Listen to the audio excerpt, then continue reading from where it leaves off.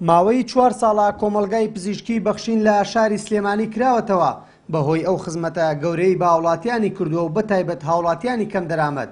لیژنەی بەرنامەی بەخشین بڕیاریاندا بەکردنەوەی کۆمەلگایەکی پزیشکی لە ناوەندی ئیداری گەرمیان بە داشکاندنی لە 150 خزمەتگوزاریە تەندروستیەکان بۆ هاوڵاتیان. لە مەراسیمێکی شایستەیشدا بە ئامادەبوونی جێگیری سەرپەرشتیاری ئیداری گەرمیان و قایمقامی قەزای کەلار و ژمارەیەک لە بەرپرسانی حزبی و حکومی کۆمەلگای پزیشکی بەخشین لە کەلار کرایەوە. بەناوی قایمقامێتی قەزای کەلارەوە دەستخۆشی لە بەرنامەی بەخشینەکەین بۆ کردنەوەی ئەم کۆمەلگا پزیشکیە لە قەزای کەلار. دیارە ئەمە لەسەر ئاستی گەرمیان دەتوانین سوود لەمە ببینین و ئەمە ئەرکێکی نیشتمانی گەورەیە لەم قەیرانەدارایە ئێستا بەرەوکی کۆمەڵانی خەڵکی کوردستان و ئەم ناوچانەی گردێتەوە بەعام. هەنگاوێکی زۆر باش و هەنگاوێکی پیرۆزە و دەستخۆشیان دەکەین، پیرۆزباییان دەکەین، ئومێدەوارین ئەم کۆمەڵگایە بتوانین هەموو بەشەکانی پێداویستەکانی تر لەخۆ بگرێ دەڕووی تەندروستیەوە بتوانین بەشێک لە کەلێنەکان و چارەسەرەکان بۆ خەڵک لێرە بدۆزینەوە. موسڵمان ئەبێ ڕێبازەکەی خۆی بزانێ، کارێکی لەم نەوعە کە لە 150 داشکانی هەیە بۆ خەڵک.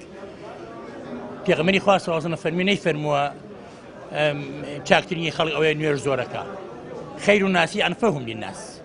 چاکترینی خەڵک ئەوەیە قازانجی بۆ خەڵک زیاتر بێ. من لە یاسای ئیسلامشا لەوە خێرترە پارە کۆکاتۆ و عەمری زیادەیەکە، ئەمە خێرترێکە. ئەو پارە لەما سەرفکە بۆ میلەتی فەقیر، بۆ میلەتی نەخۆش، بۆ میلەتی هەژار، بۆ میلەتێکی موسڵمان خێری لەوە زیاترە عەمری سونەت بکە. ئێمە بە ناوی لەقی گەرمانی سەندیگای کارمەندانی تەندروستی پیرۆزبایی کردنەوەی ئەم کۆمەڵگا پزیشکی خێرخوازی ئەکەین. وەکو سەندیگای کارمەندانی تەندروستی وەکو ئاگادارین لەم بارودۆخە دیارەکردنەوەی ئەم جۆرە کۆمەڵگا پزیشکیانە سوودێکی زۆر گەنگی بۆ هاوڵاتیانە بێ بۆ باری قورسی هاوڵاتیانیش لەم بارودۆخە نەخوازراوە ئاسانەکە و کەمترەکاتەوە. سوپاسی خوای گەورەکەین کە ئەمڕۆژ لە یەکێک لە چالاکی و لە پرۆژە ناوازەکانی بەرنامەی بەخشینە خۆمان ئەبینینەوە و خەڵکیش ئەبینینەوە کە هەستاین بەکردنەوەی کۆمەڵگایەکی پزیشکی لە دەڤەری گەرمیان لە شاری کەلارە.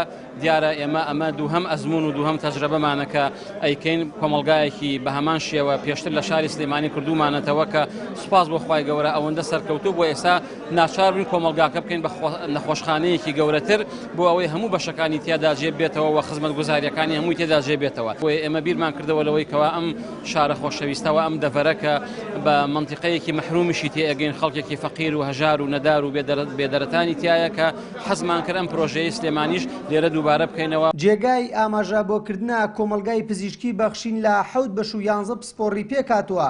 بەڕێوەبەرانی نەخۆشخانەکەش دڵنیایی دەدەنە هاوڵاتیان لە ماوەیەکی نزیکدا سەرجەم پسپۆڕەکان و بەشە تەندروستیەکان لە کۆمەلگای پزیشکی بەخشین دەکرێتەوە.